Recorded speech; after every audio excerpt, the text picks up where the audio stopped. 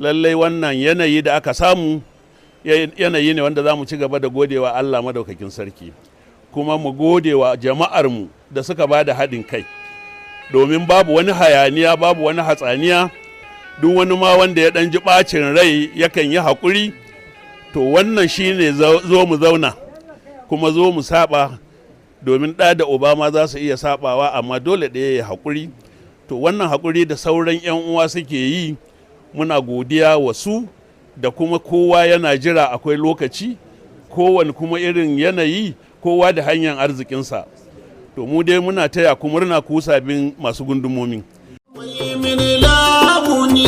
Ubangiji mai sama ma'azurci da mai kini a mulkin sama, makaɗaici da ya kaɗaita koman sama, mawadaci mai arziki a ƙasa sama. Rabu gani na ta godiya ba kama, kana sannan na ta wasili kama, da masoyi abin yabo a ƙasa sama, sanadin so ai mana ta goma shi ba kama.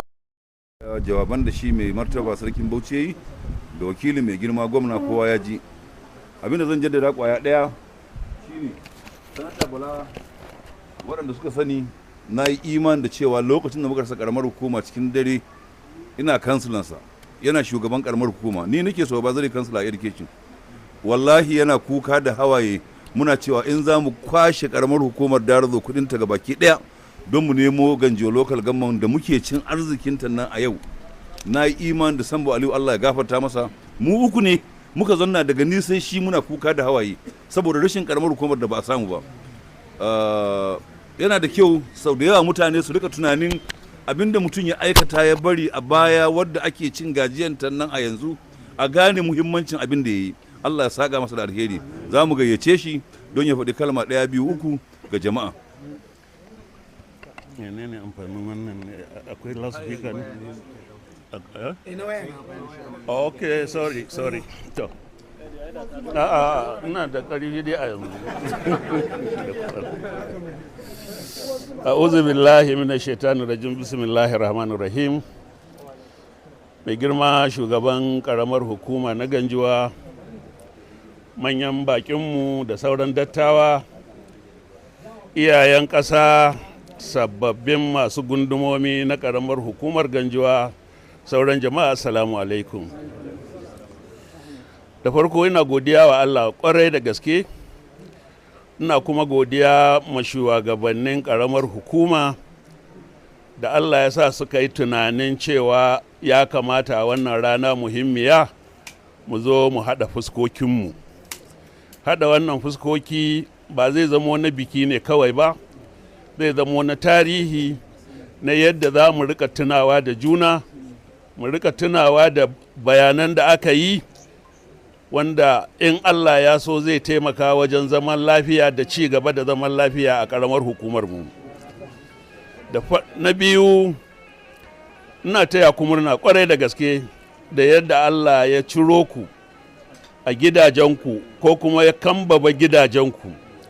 Inda za ka samu wani yau kuma Allah ya sa ya zama mai gunduma. Waɗansu masu gunduma Allah ya ɗaga su sun zama hakimai, waɗansu hakimai Allah ya ɗaga su sun zama sarakunan yanka. A wannan jiha namu na Bauchi, a ƙarƙashin wannan gwamnati na ƙaura ko na sanata Bala ƙauren Bauchi, Bala Abdulkadir.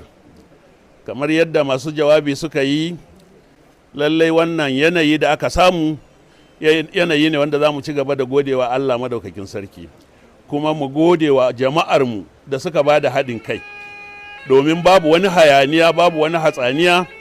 Duk wani ma wanda ya ɗan ji ɓacin rai yakan yi haƙuri. To wannan shi ne zo mu zauna kuma zo mu saba, domin ɗa da uba ma za su iya sabawa, amma dole ɗaya ya haƙuri.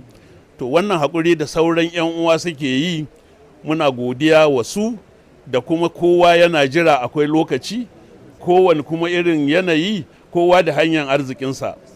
To mu dai muna taya ku murna ku sabin masu gundumomi, kuma kamar yadda shugaban karamar hukuma ya faɗa, na tabbata kun taimaka wajen zaman lafiyan wannan karamar hukuma yayin da kuke sarautan ku a ƙasa, kuma kun san irin hanyar da ake bi don a samu wannan zaman lafiya. To muna fata za ku kyautata na bayan ku ba su shawari don su ci gaba da tsayar da maganar zaman lafiya a tsakanin al'umman ƙasarmu. Arziki na Allah ne, amma zaman lafiya fa Allah ya riga tsara mana hanyoyin da za a zauna a lafiya, kowa je nemi arzikin shi. To saboda haka muna fata Allah zai ci gaba da yi muku jagora a wannan matsayi da Allah ya baku. Mu kuma da muke tsakaninku wanda tuntuni mun san juna, kuma za mu ci gaba da baku matsayinku na sarakuna. Don ko da kuna masu littafi a lokacin da kuke masu littafi, mun tabbata kuna da matsayinku, ba ma ya mutsawa da sarauta da siyasa. To wannan karon ma ku sani cewa gwamna ya yi wa'yannan sarautu, ya ɗaɗɗaga ku, ba wai ya ɗaɗɗaga ku ne domin siyasa ba. Tsakani da Allah ya ɗaga ku don ya zama wajibi a ɗaga ku. Inda ba sarkin yanka yau aka musu sarkin yanka, wallahi tuni ya mata suna da sarkin yanka. Inda ba gunduma yau an musu gunduma, wallahi tuni ya kamata a ce suna da gunduma. Balle hakimi, tun da aka haife ni ban san wani hakimi ba a Ganjuwa ko a Bauchi state in ban da madaki, sai zuwan ƙaura yau shekara na sama da 70 ba a yi hakimi ba. In ‘ya'ya ne na yi ‘ya'ya fiye da babana yadda ya tara mutane ya saboda haka ne abin da ƙaura ya yi ci ba ne, ba siyasa ba ne. Saboda haka ku kuma abin da za ku yi shi ne zaman lafiya, domin ya tabbata kun riƙe wannan abin da aka baku. Idan kun yi haka kun kare kanku. Idan kamar yadda wani ya bayani, in kuka zo yadda chairman ya bayani kuka bari wani ko chairman na party ne cewa kuka bari wani yan tasha a siyasa aka zo aka bata, don ba dalilin da siyasa za ta bata wannan tsari da aka yi, ba dalili. Kuma muna ba ku tabbaci mu ma da muke tsakaninku, in mun ji kishin kowa maye ya zo, ko ma waye ya zo bayan ƙaura, balle in Allah ya yarda ba za a samu wanda zai zo ya bata mana wannan ba, wanda ƙauren muke tare da su muke tafiya muke fatan su samu, su muke fata su zo su rike abin da muka zauna muka yi tunanin ya fiye mana alheri a ƙasanmu. Saboda haka duk wannan ya kuma rage gare ku, ko ku zaɓi waye zai taimaka wa Bauchi, ko ku zaɓi waye ba zai taimaka wa Bauchi ba. Ya kamata ku yi ƙiyamun laili wa kanku, ku yi ƙiyamun laili wa ƙasanku. Ƙaura ba zai zauna yana bin ku ɗaki yana roƙon ku ƙuri'a ba. Ya rage gare ku in kuna son ƙasanku, ku yi wa ƙasanku ƙiyamun laili. Saboda haka mu dai da muke nan Ganjuwa muna ba ku tabbacin ba za mu shiga harkanku ba. Harkanku da za mu shiga shine mu ga cewa kuna zaune lafiya da talakawan ƙasanmu. Muna zaune lafiya da ku, ba wani wanda za mu sa shi a cikin wani ruɗani, kuma duk wanda yake da wani magana ya sami hanyar da zai bi ya gaggaya mana. Muna nan matakai har yadda za a yi a samu gwamnati in akwai wani matsala ne. Kuma abubuwan ci gaba abinda Allah ya bamu yanzu kuma yake bamu, mu ci gaba da godewa Allah. Nan gaba duk wanda ake ciki za a ci gaba da inganta ƙasarmu. Yau Najeriya ta zama abin da ta zama, saboda haka kowa ya gyara yankinsa ne kawai shine damuwar. Saboda haka mu zauna lafiya, kuma mu nemi arziki, kuma mu nemi hukuma su mana arzikin. Saboda haka wannan tafiya dai da ake ciki a ƙarƙashin shi gwamna, na tabbata ba zali tafiya ne na amana.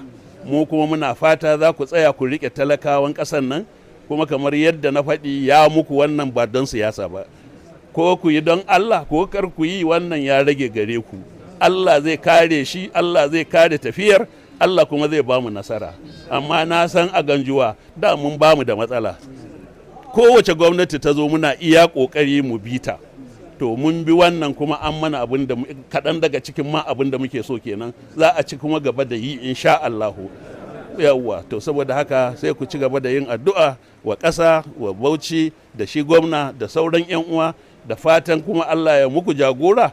Allah ya sa 'ya'yanku da jikokinku za su gidajenku hauragiya. Allah ya sa arziki a dukkan masarautunku. Assalamu alaikum wa rahmatullah.